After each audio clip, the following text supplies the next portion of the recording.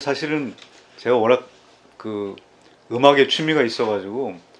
집안에서는 전부 음대를 가는 줄 알았어요. 그런데 건축과 전시회를 보게 되면서 뭔가 이렇게 강하게 이제 오는 게 있었어요. 그래서 이거 내가 해야 되는 분야인 것 같다 하고 사실 뭐 이과 문과도 다른데 그때 당시에 건축이 전부 다 공과대학에 있었기 때문에 이과를 가야 되는 걱정을 했지만 어쨌든 건축과가 제일 그래도 편안하게 갈 수 있는 상황이어서 제가 건축과를 지원을 했고, 한양대학교 건축과에서 이제 몇 분의 이제 교수님을 만나게 됩니다. 그래서 이혜성 총장을 했던 분도 있었고, 잘 아시는 유희준 교수님도 이제 설계 선생님이었는데 상당히 늘 설계 시간은 전 뭐 상당히 기대가 많이 됐었어요. 엑사이팅했죠. 기억에도 많이 남고, 대학교 입학하고 나서부터 하여튼 공간연구회라는 서클에 가입을 하게 됐고, 뭔가 하게 되면 열심히 해야 되는 상황이어서 공간 서클에 들어갔는데, 들어가자마자 뭐 거의 반지하의 어떤 공간에다가 이제 신입생들 몰아놓고 열심히 선긋기를 연습을 시키는데, 정말 손이 새카매질 정도로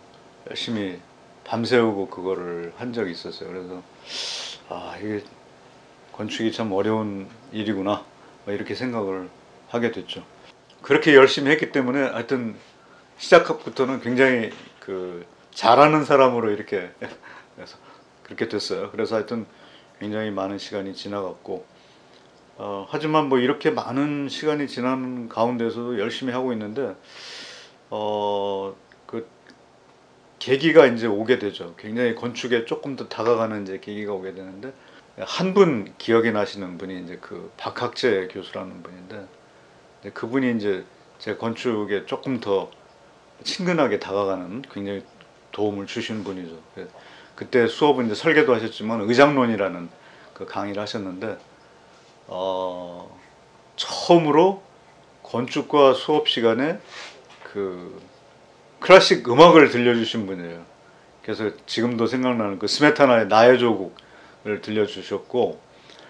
그분의 이제 목표는 뭐냐면 이제 건축의 이제 프로그램 건축과 절대 건축이라고 하는 그런 부분, 뭐 음악에도 절대 음악이 있고 또 이 프로그램 뮤직이 있는데, 그런 것처럼 건축의 어떤 그런 속성의 여러 가지 생산되는 과정에서 드러나는 이런 것들을 쭉 보여주시는데, 그 과정에 이제 LP판을 틀고 이제 그때 당시에 교수님의 어떤 숨소리 뭐 이런 것들이 상당히 아주 정열적이어가지고 굉장히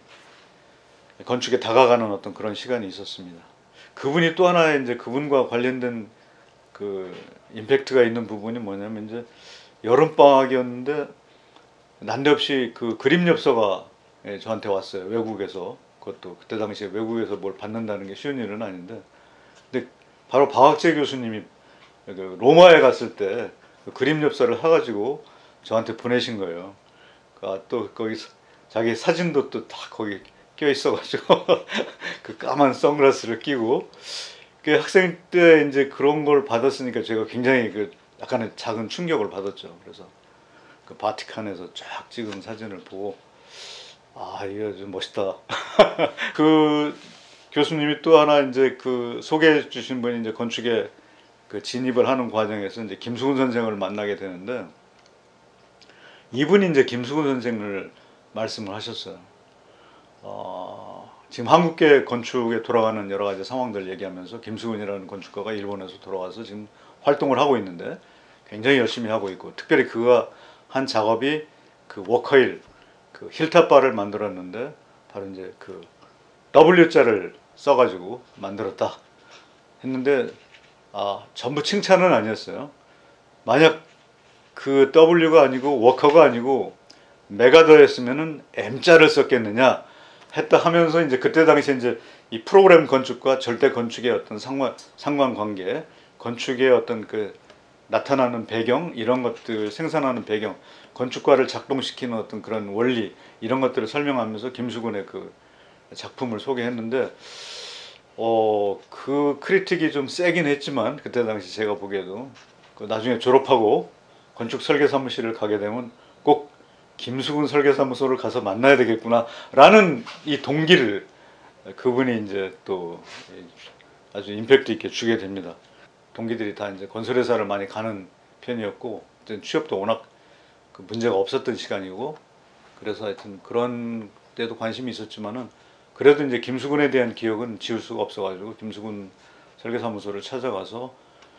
그때 당시에 이사님 우리 건축가협에서도 잘 아는 오기수 이사님 인터뷰도 하고 김수근 선생님도 만나보고 바로 그냥 취업이 돼서 그날부터 이제 그 밤잠을 설치는 이제 그 시간으로 들어가는 원소동 시간이 이제 시작됐는데 이제 원소동을 제가 이제 떠나면서 김수근 선생한테 인사하고 어디를 가게 되냐면 이제 아프리카를 가게 되는데 아프리카에서 본 건축들은 사실 굉장히 토속적이었고 그야말로 지금 뭐 우리가 현재 건축에서 얘기하는 어떤 그런 건축의 어떤 기술이나 그런 부분보다는 굉장히 그 생토적인 어떤 그런 환경 뭐 이런 거에 저항하기 위해서 정말 겨우 만들어진 어떤 그런 건축들 그런 건축들을 조금 대하면서 이제 좀 더 많은 도시 건축을 봐야 되겠다라는 어떤 생각이 이제 강렬하게 있었고 그래서 이제 그 영국으로 이제 가게 됩니다. 당시에 이제 그 유명한 뭐 포스터나 리차드 로저스나 이런 분들의 이제 그 건축이 있었지만은 그런 분들은 아직 이렇게 막 드러나지 않은 상황이고 해외에는 좀 건축이 있었지만 그때 당시에 이제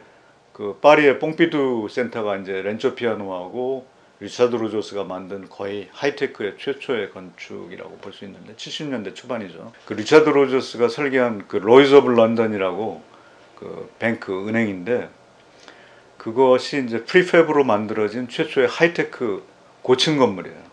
그래서 저는 그 고층 건물이 그렇게 프리팹으로 하이테크 건축이 만들어지는 걸 처음 봤기 때문에 좀 놀라워서 AA 스쿨의 수업이 끝나면 바로 거기를 쫓아가서 이제 그런 그 하이테크 건축을 사실 만나게 됐고 그때 뭐 스윈든에 만들어졌던 포스타의 그 르노 자동차 공장 처음에 지금 뭐 전시장으로 쓰고 있지만 그 공장 건물도 상당히 아주 충격적이었고 우리가 아는 일반적인 창고 같은 그런 건물이 아니라 그 우산 노란 우산이 접혀서 쭉 이 필드에 이렇게 펼쳐지는 그런 걸 보고 건축의 어떤 그런 성향이라는 거는 이 건축가에 의해서 상당히 많은 그 영향을 받고 있구나라고 하는 것도 이제 알았고 하여튼 초반에 제 건축이 만들어지기 전까지는 이런 여러 가지 그 답습하는 시간들이 이제 필요했었고 가장 또 영향력을 준 거는 이제 AA 스쿨에 입학하면서 이제 당시에 이제 학생들이 그 수작업으로 전부 이제 그 그림을 그리고 뭐 이 건축이라기보다는 거의 스케치를 위주로 하는 그 작업들, 드로잉을 많이 하게 되는데 엄청난 수준의 그 드로잉들이 이제 그 만들어지고 그런 걸 보면서 건축의 다른 그런 상황들을 보게 되죠. 그러면서 이후에 이제 제가 한국에 와서 이제 건축을 진행을 하면서 느낀 것들하고 이제 예전에 배웠던 것들하고 이게 충돌도 하고 이제 그러면서 뭐 현상 설계 자주 내봤지만 많이 떨어졌고 하여튼 그 쉽지 않은 그 접목 기간이 있었고 건축이 어느 정도 완성이 된다라고 보는 시간은 거의 4.3 건축 시절 다른 건축가들도 만나고 그때 당시에 많은 사람들이 이제 자기 주제를 또 이렇게 발표해야 되는 어떤 그런 상황이기도 했고 지금까지도 하여튼 그 건축은 역시 좀 평범해야 된다라고 하는 것 자체가 특별히 두드러지지 않는 그런 건축 뭐 이런 것들에 대한 관심은 지금도 지배적이고요. 언젠가 그 와이드 잡지에 그 한번 제가 강의를 하게 되면서 그 쓰게 된 그 주제가 이제 오디너리 아케이드라는 주제를 썼는데 건축이 관련된 상황은 대부분 다 이 그 비슷한 커먼 센스에서 출발하는 것 같아요. 그래서 건축가들이 얘기하는 주제도 사실 파고 들어가서 보면은 그런 이야기들을 좀 하고 싶어서 그런 거 아닌가 싶은 얘기도 들고, 조금 더 임팩트 있게 그 영향을 준 것도 이제 사무엘 마크비라는 미국의 그 공공건축가. 그러니까 어떻게 보면은 굉장히 우리가 말하는 상업건축 쪽이 아니고 주민들하고 같이 만들어지는 그런 건축, 지금 얘기하는 도시재생에서의 어떤 그런 연결성 뭐 이런 데는 건축이 상당히 영향력이 컸고, 역시 그 AA 스쿨에서의 어떤 그 만난 건축가들도 당시에 이제 뭐 세계적인 그 이론가들도 많고 있었지만은, 그분들이 또 제3세기의 남미나 이런 그 서드월드에 가서 하는 건축 방법론들이 전부 이렇게 그 주민 생활, 직접적인 환경 이런 부분들에 굉장히 많은 그 관심을 갖고 있어가지고, 한편으로는 그 이제 막 건축가로서 이 형태적인 그 조형 미학에 빠져서 굉장한 걸 만들어내야 되는 어떤 그런 강박관념도 있었지만, 또 한편으로는 무겁게 누르는 이 건축의 기본적인 가장 진정한 정서가 뭔가라고 했을 때 그 사무엘 막비 같은 사람들의 어떤 그런 공공건축에 대한 필요성 뭐 이런 것들에 이 두 개가 항상 늘 상충하면서, 제 건축의 대부분은 어쨌든 그 기본적인 커먼센스를 바탕으로 해가지고 평범한 그 오디너리한 그런 부분들에서의 어떤 그 질서를 찾는 것, 이런 것들이 굉장히 중요하게 생각이 됐었다고 봅니다.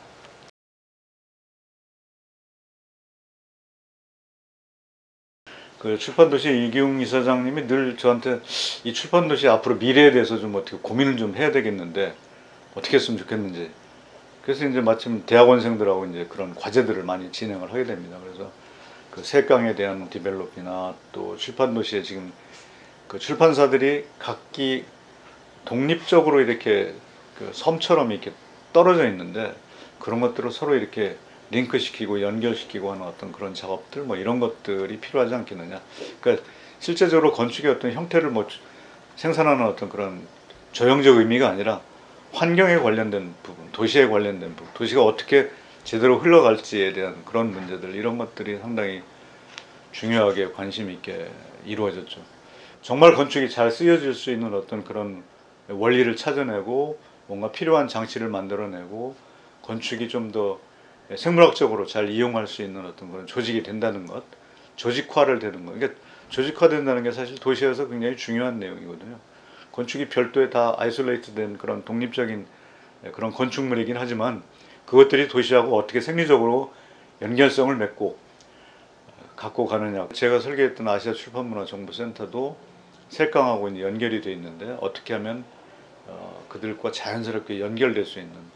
그런 뭐 브릿지를 만들어낸다든가, 브릿지에서 또 무슨 어떤 이벤트가 일어날 수 있는 작동성을 갖고 있는 그런 공간을 만들어낸다, 이런 것들이 사실 굉장히 필요해서 뭐 일부 이제 그런 작업들도 했고, 제 건축의 어떤 그런 기본적인 발단도 사실 기본이 이미 조직화되어 있는 도시에서 만들어지는 것이지 갑작스럽게 태어나는 어떤 기발함 이것만으로 이루어지는 건 아니다 라고 하는 것이 이제 저 머릿속에 이제 강하게 자리 잡고 있었고, 베니스 비엔날레 이제 커미셔너가 되면서 그 주제 역시 건축을 걷다라는 아주 평범한, 그러니까 뭐 그때 당시에 이제 그 영국 AA 스쿨의 교수였고 지금 홍콩대학의 교수로 있는 그 피터 페레토하고 또 지금 홍대 유현준 교수하고 같이 이제 공동 작업을 하면서 이제 주제를 만들었는데, 건축을 갖다는 워킹 아키텍처라는 게 이제 언어적으로는 조금 말이 안 되지만은 그래도 건축을 그 도시에서 어떻게 유기적으로 연결시키고 조직화하고 만들어내느냐라고 하는 것에 대한 어떤 관심, 이런 것들이 굉장히 중요했어요. 뭐 우리가 밀라노를 간다든가 뭐 로마를 간다든가 대부분 가지만, 대부분 하나의 건축물, 바티칸과 같은 그런 하나의 건축물보다는 오히려 스페인 계단 아래 펼쳐지는 그 명품의 스트리트 뭐 이런 것들이 굉장히 중요하게 작용을 하고, 건축은 사실 거기에 조직적인 하나의 부품처럼 이렇게 느껴지는 거지, 건축이 하나의 어떤 작품으로 이렇게 독립적으로 크게 부각되는 어떤 그런 거는 아니었기 때문에, 그 오디너리 아케이드의 어떤 입장에서 봤을 때 건축이 상당히 도시와 맥락을 같이 가져야 된다라고 하는 거였고, 건축을 걷다라는 주제 역시 그런 관점에서 건축을 어떻게 통해서 건축이 도시에 어떤 역할을 할 수 있는지에 대한 그런 것들을 그 작가들한테 묻고, 또 그런 부분들이 건축 작품을 통해서 이제 등장하게 되고 배경이 이제 그렇게 됩니다.